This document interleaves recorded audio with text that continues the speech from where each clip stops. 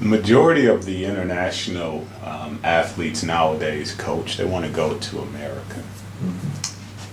What advice would you give them in how they could achieve the goal of playing for a U.S. college, whether that be on full scholarship or partial scholarship? Well, as you know, the U.S. has a very interesting system of athletics. There's only one. That's the only system like it in the world. It's based around school age ball, and since we're talking about basketball, you know, the average American kid, if he's a basketballer, starts playing at the middle school level, moves on to high school, and then if he's good enough, he moves on to college. But one thing you have to understand, you're going to have to be a pretty good player to play at any college level in America. And you know, we basically have 3 college levels in America. We've got junior college, which is the first 2 years of college, and there are many, many, many junior colleges in America, and all of them have basketball teams, and they're in every state in America.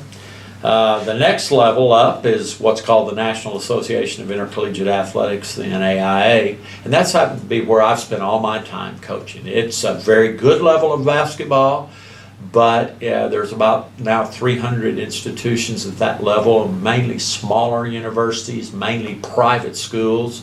But there have been many good NBA players come out of the NAIA. I'll name you 3 real quickly. Scottie Pippen, you ever hear that name? Dennis the Worm Rodman. Everybody's heard of Dennis Rodman. You and I were talking about Terry Porter from Wisconsin Stevens Point. There are 3 great pro players that came out of there. Willis Reed of the New York Knicks came out of the NAIA. So there have been many great players come out of the NAIA, but that level is certainly doesn't get the attention that the NCAA has. And then the NCAA actually has 3 levels. It has Division III, which is totally non-scholarship.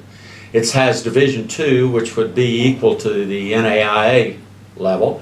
And then it has Division I and all the schools that you hear about here, Duke University and UCLA and North Carolina and Kansas and all of those schools.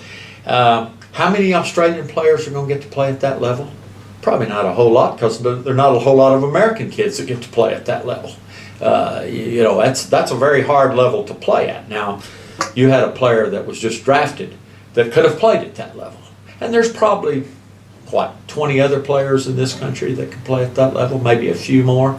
But any Australian basketball player that's pretty good ought to realize what their level is. And there's a statement I heard one time by a coach in America, the big time is where you are. Play at the level you can play at. Go somewhere where you get to play. You don't want to be sitting on the bench just cheering all the time.